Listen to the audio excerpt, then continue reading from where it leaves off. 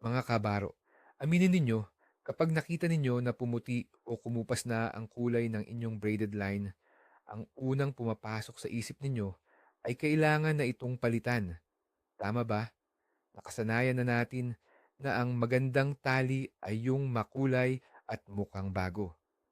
Pero paano kung sabihin ko sa inyo na ang pagtapon ng kupas na tali ay isang malaking pagkakamali? Paano kung ang mismong lumang tali na yan na mukhang madumi at walang kulay ay ang sikreto para mas malayo ang iyong hagis at mas maganda ang galaw ng iyong pain? Oo, tama ang narinig ninyo. Sa video na ito, babasagin natin ang nakasanayang paniniwala ng maraming mangingisda.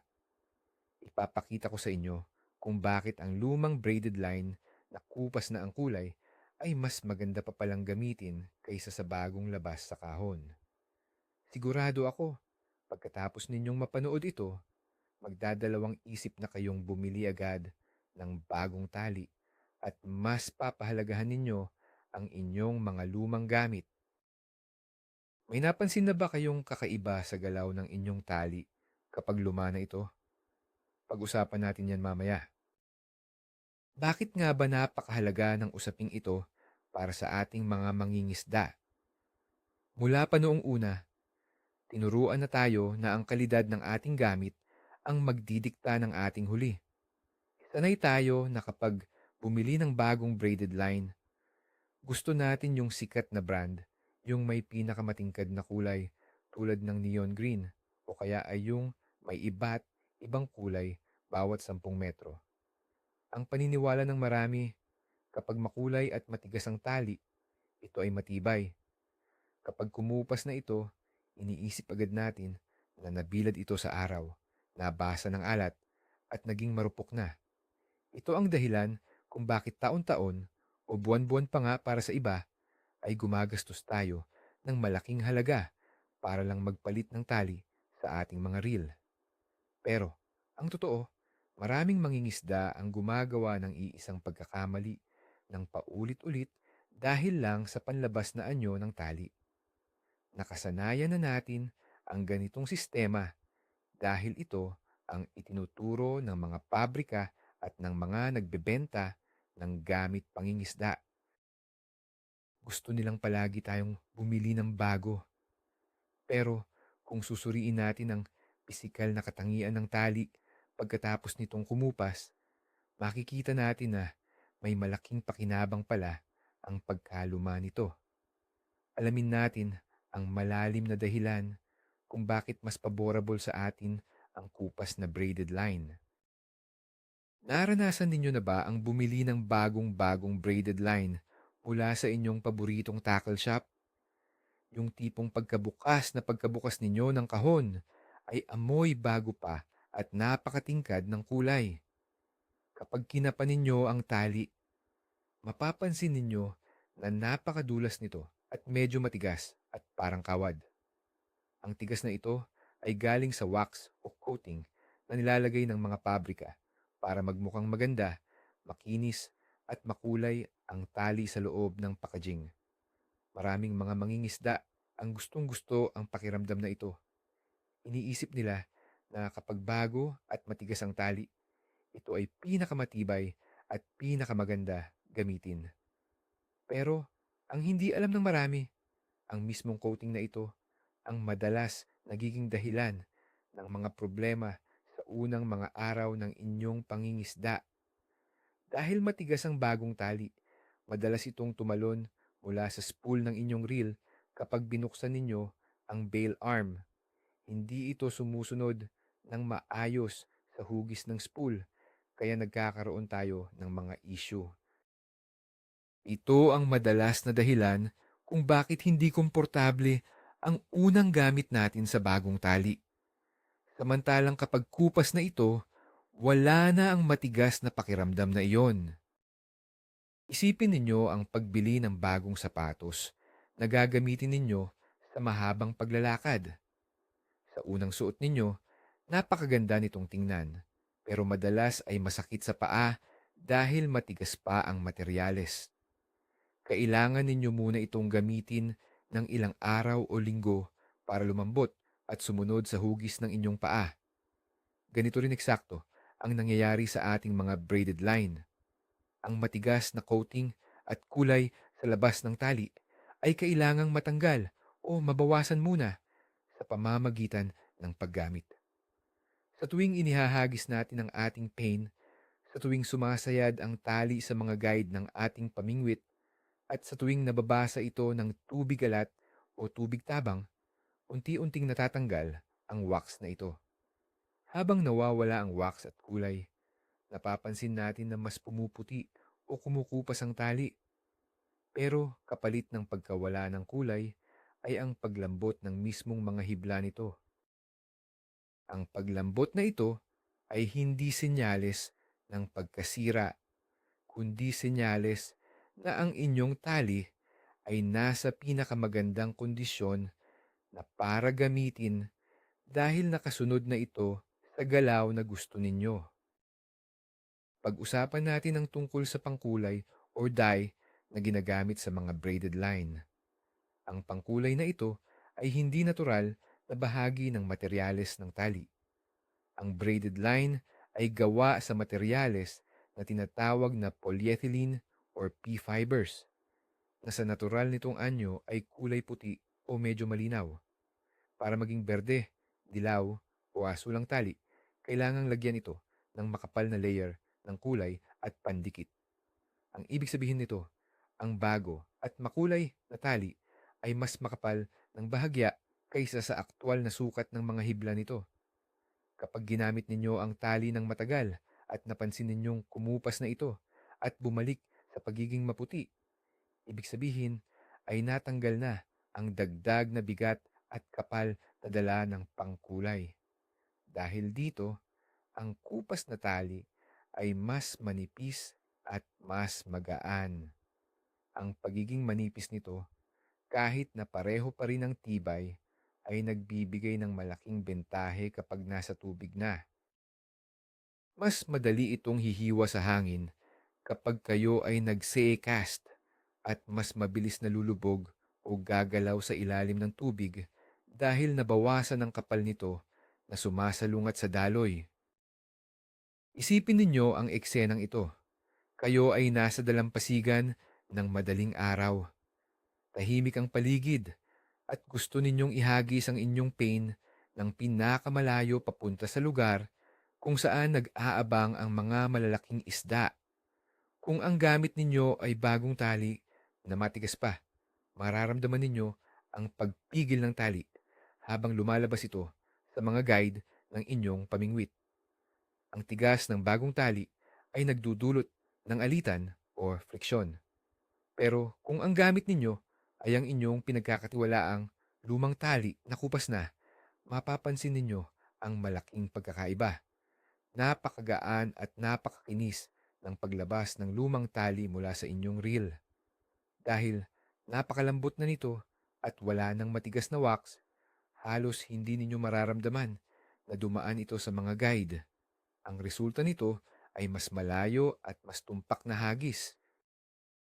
Para sa maraming mangingisda, ang pagkakaroon ng dagdag na 10 o 20 metrong distansya sa paghagis ay napakalaking bagay para maabot ang mga isda na nakatago sa malayo. Yan ang regalong ibinibigay sa inyo ng inyong kupas na tali. Isa sa pinakamalaking kalaban ng mga mangingisda na gumagamit ng spinning reel ay ang tinatawag na wind knot. Ito yung biglaang pagkabuhol ng tali habang kayo ay naghahagis, na minsan ay napakahirap tanggalin at nagre-resulta pa sa pagputol ng malaking bahagi ng inyong tali. Ang madalas na dahilan ng wind knot ay ang memorya ng tali. Ang mga bagong braided line na may makapal na coating ay may ugaling panatilihin ang tigas nito. Kapag lumuwag ng kaunti ang pagkakaikot nito sa spool, madali itong bumuo ng bilog-bilog na sumasabit sa isa't isa kapag mabilis na lumabas sa pamingwit. Pero kapag ang tali ay lumana at kupas na, nawawala na ang memorya na ito.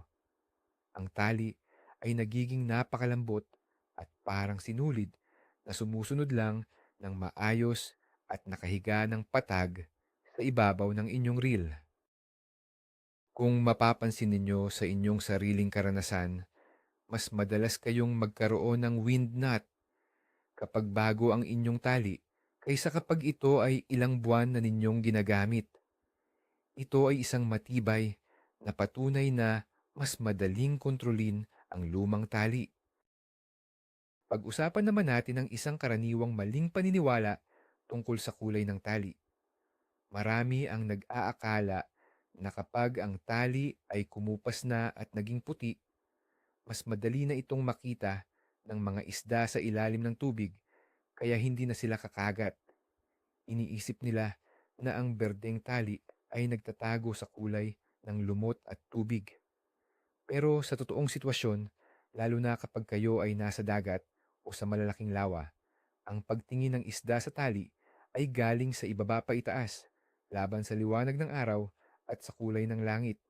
Ang puti o kupas na kulay ay madalas na humahalo sa kulay ng liwanag at sa mga bula ng tubig, kaya nagiging mas mahirap itong makita ng isda. Kung ihahambing mo sa isang napakatingkad na neon green na tali na nagmumukhang itim na linya kapag naitapat sa araw, mas natural tingnan ang kupas na tali. Kaya huwag ninyong isipin na natatakot ang isda sa luma ninyong tali.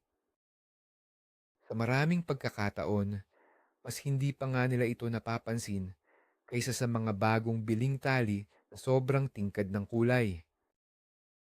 Kailangan din nating linawin ang pagkakaiba ng kupas na tali at ng sirang tali. Ang kupas na tali o yung nawalan lang ng kulay ay ligtas pang gamitin.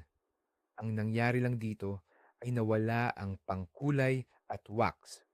Pero ang mga hibla sa loob nito ay buo pa rin at matibay.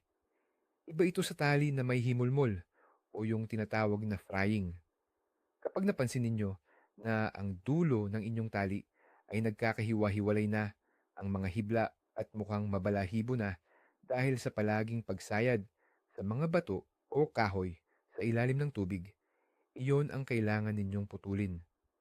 Ang bahaging may himulmol ay talagang marupok na at madaling maputol kapag kumagat ang malaking isda.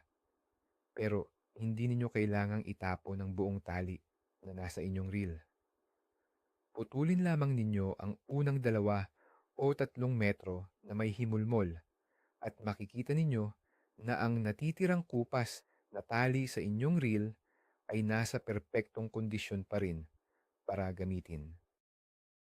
Ang pagiging kupas ay natural na proseso, ang pagiging mabalahibo ay senyalis ng pagkasira na kailangan ayusin agad. Isang magandang sitwasyon kung saan makikita ang bentahe ng lumang tali ay sa paggawa ng knot or buhol. Karamihan sa atin ay nagdudugtong ng fluorocarbon leader sa ating braided line gamit ang mga sikat na buhol tulad ng FG knot or uni knot. Kapag bago ang inyong braided line, dahil sa matigas nitong wax, madulas ito.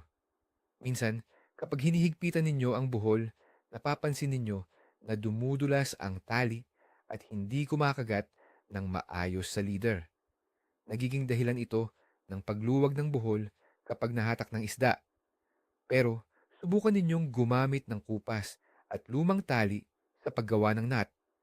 Dahil wala na itong madulas na wax at napakalambot na ng mga hibla, kakagat ito at yayakapin nito ng mahigpit ang fluorocarbon leader kapag inyong hinatak. Nagiging mas maliit, mas maayos, at mas matibay ang inyong buhol dahil ang mga hibla ay direktang nakadikit sa leader ng walang nakaharang na madulas na coating. Mas nagbibigay ito ng kumpiyansa sa inyo kapag may nakabingwit na kayong malaking isda na pilit pumipiglas pabalik sa ilalim. Isipin ninyo na kayo ay gumagamit ng mga pang-ibabaw na pain or topwater lures tulad ng pencil bait or popper tuwing madaling araw. Sa ganitong estilo ng pangingisda, kailangan ninyong bigyan ng buhay ang pain sa pamamagitan ng patuloy na pagbira sa dulo ng pamingwit para makuha ang galaw na palikuliko sa ibabaw ng tubig.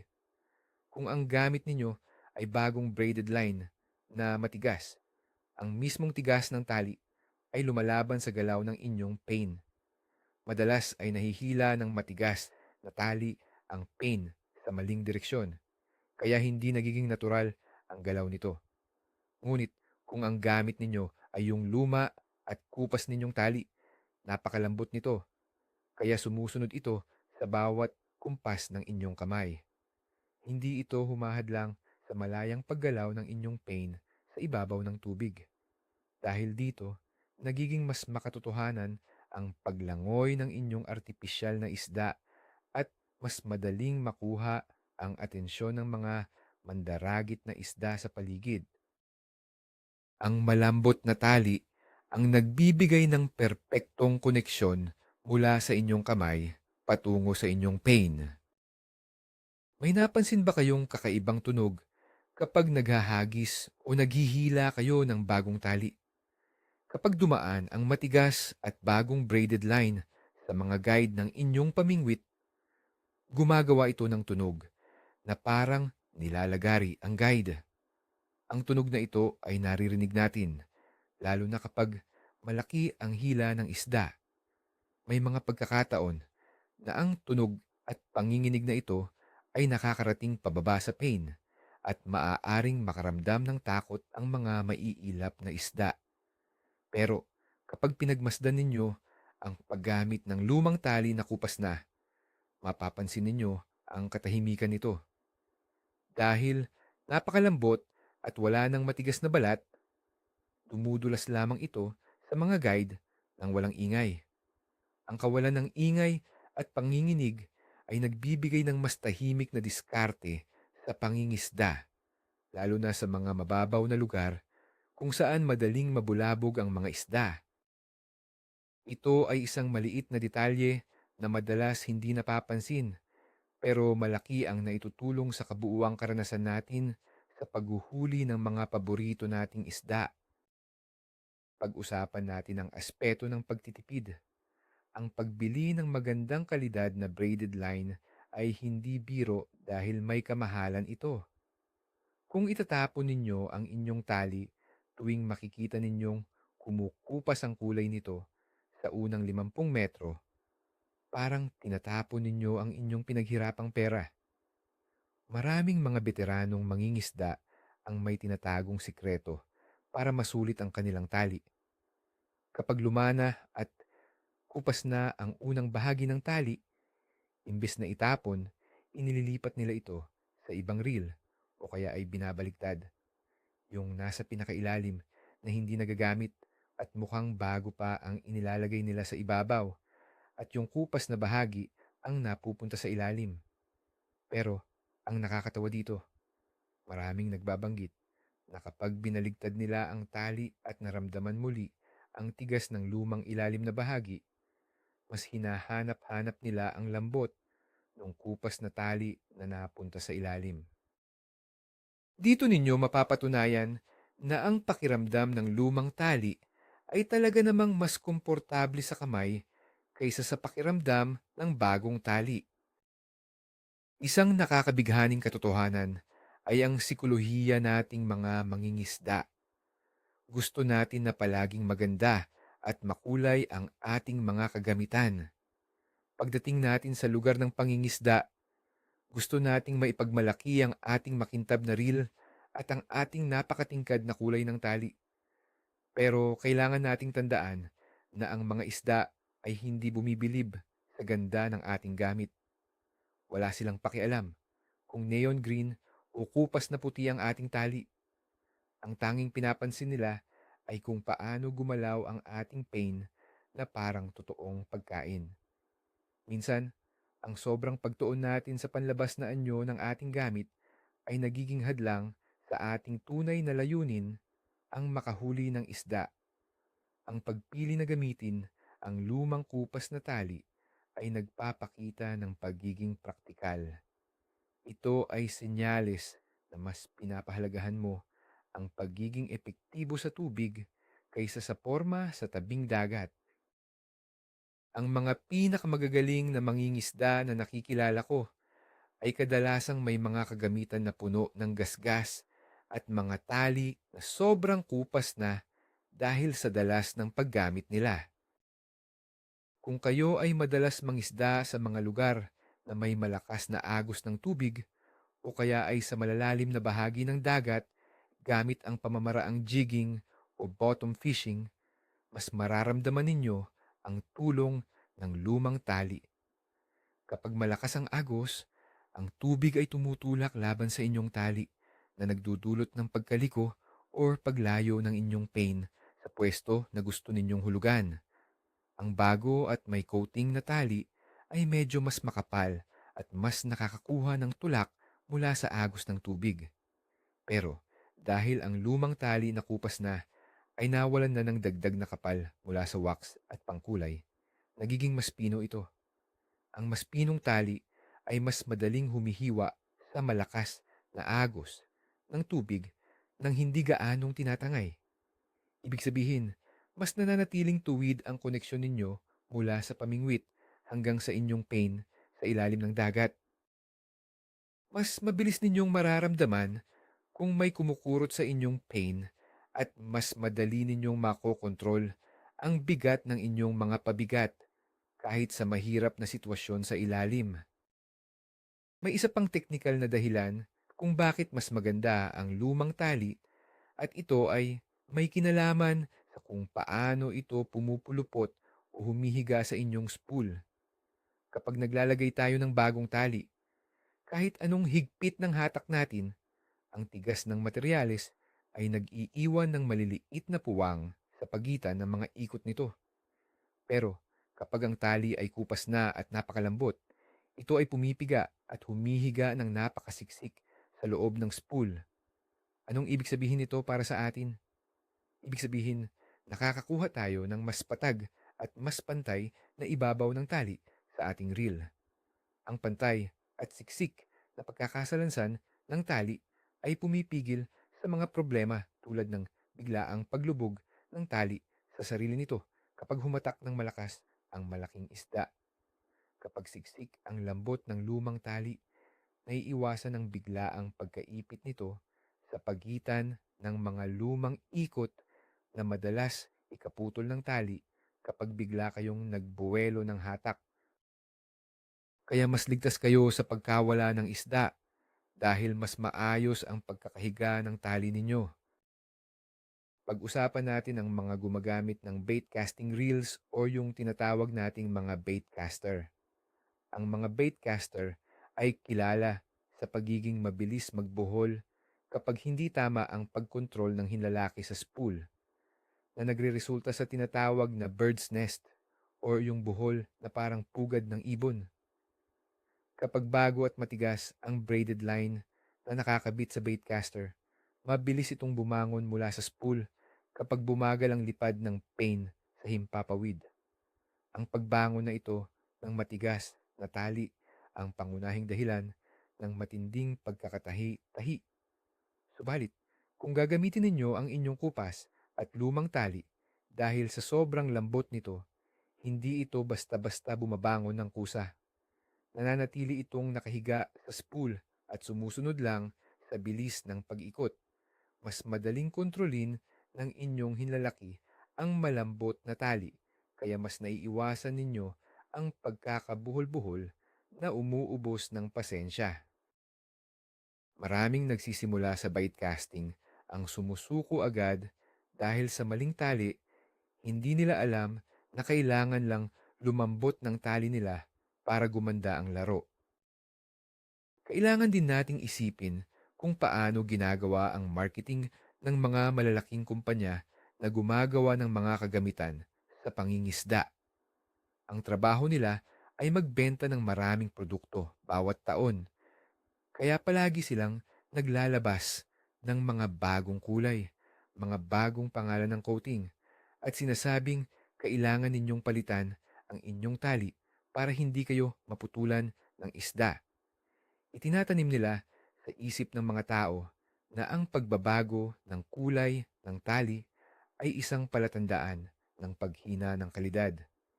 Ito ay isang matalinong diskarte para laging may bumibili sa kanila.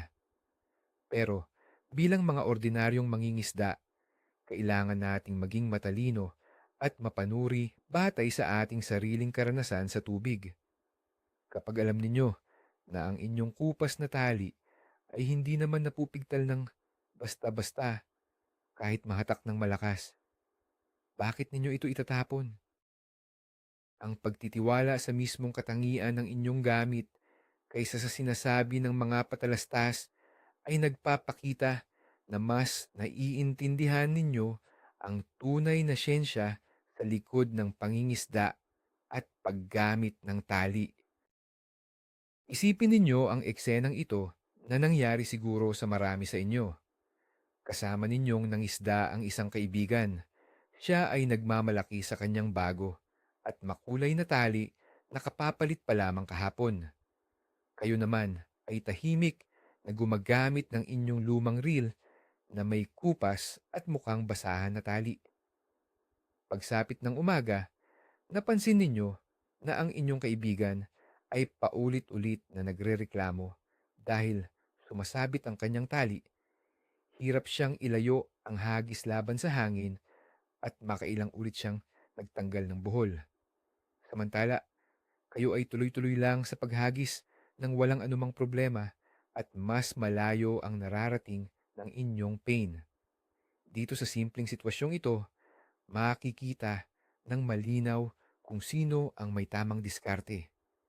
Ang tunay na batayan ng magandang tali ay hindi sa kung gaano ito kaganda tingnan bago gamitin, kundi sa kung paano ito gumagalaw at nakakatulong sa inyo na makapag-isda ng walang sagabal buong araw.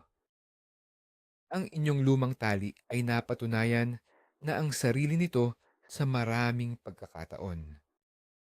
Pag-usapan din natin ang isyo ng paghigop ng tubig ng ating tali. Ang bagong tali ay may makapal na wax, kaya hindi agad ito nakakasipsip ng tubig. Marami ang nagsasabi na maganda ito para lumutang ang tali. Ngunit habang tumatagal at kumukupas ang kulay at nawawala ang wax, ang mga hibla ay unti-unting nasisipsipan ng kaunting tubig. Para sa iba, ito ay isang masamang bagay, pero sa totoong buhay sa dagat o ilog, ito ay may pakinabang. Kapag nakasipsip na ng kaunting tubig ang inyong malambot at lumang tali, nagkakaroon ito ng kaunting dagdag na timbang. Ang timbang na ito ay tumutulong para mas mabilis na lumubog ang inyong tali, pababa, kasama ng inyong mga sinking lure o mga jig. Nakakatulong din ito para hindi basta-basta hanginin at lumipad-lipad ang tali na nasa ibabaw ng tubig kapag malakas ang hangin sa paligid. Ang kaunting bigat ng basang lumang tali ay nagbibigay ng mas matatag na posisyon sa tubig, kaya mas madaling maramdaman ang kagat kaysa sa tali na masyadong magaan at nililipad sa himpapawid. Napakadaling isipin na kapag lumambot at kumupas na ang tali ay nawawala na ang sensitivity o ang kakayahan nitong magpasa ng pakiramdam mula sa pain patungo sa inyong kamay. Ito ay isang malaking pagkakamali ng pag-unawa. Ang sensitivity ng braided line ay nagmumula sa kawalan nito ng stretch o yung hindi nito paghatak na parang goma. Kahit na wala na ang wax at kulay ng inyong lumang tali, ang pangunahing katangian ng pagiging walang stretch ng materyales ay nananatili. Ibig sabihin, ang bawat pagdikit ng isda sa inyong pain, gaano man ito kahina, ay direktang dadaloy pabalik sa inyong pamingwit. Ang totoo nga niyan, dahil wala nang matigas na balat ang lumang tali, mas malayang nakakadaloy ang panginginig sa buong kahabaan nito nang hindi nababawasan ng panlabas na puwersa. Kaya hindi ninyo dapat ipag-alala na baka hindi ninyo maramdaman ang kagat ng isda. Ang inyong lumang tali ay nananatiling kasing talas ng radar pagdating sa pagtukoy ng kagat sa ilalim ng tubig. Bilang pagbubuod sa mga pangunahing dahilan kung bakit dapat ninyong panatilihin ang inyong lumang tali, Kailangan nating baguhin ang ating pananaw. Ang kupas na braided line na inyong tinitingnan ay hindi isang basurang dapat itapon. Ito ay isang gamit na dumaan sa proseso ng pagiging matigas tungo sa pagiging perpekto para sa inyong pangingisda. Ito ay naging malambot, madaling kontrolin, hindi maingay, at mas ligtas sa mga nakakainis na pagkabuhol. Sa halip na ikahiya ang pagkakaroon ng kupas na tali, dapat ninyo itong ituring na parang isang medalya ng karangalan. Ito ay palatandaan na kayo ay madalas nasa labas, madalas humahagis, at isang tunay na veterano sa tubig. Sa susunod na kayo ay mapatingin sa inyong reel at makita ang maputing tali na dati ay lunti ang luntian, ngumiti kayo. Alam ninyo sa inyong sarili na hawak ninyo ang pinakamagandang kondisyon ng tali na magbibigay sa inyo ng bentahe laban sa mga isda at kahit laban sa ibang mangingisda na abala sa pag-aayos ng kanilang bagong tali. Mga kabaro, natunghayan natin ang mga katotohanan sa likod ng ating mga gamit sa pangingisda. Ang nakakagulat at nakakatuwang pagtuklas natin ngayon ay ang paglipas ng panahon at ang madalas na paggamit ang mismong nagpapabuti sa kalidad ng ating tali, hindi ang pagbili ng bago kada buwan.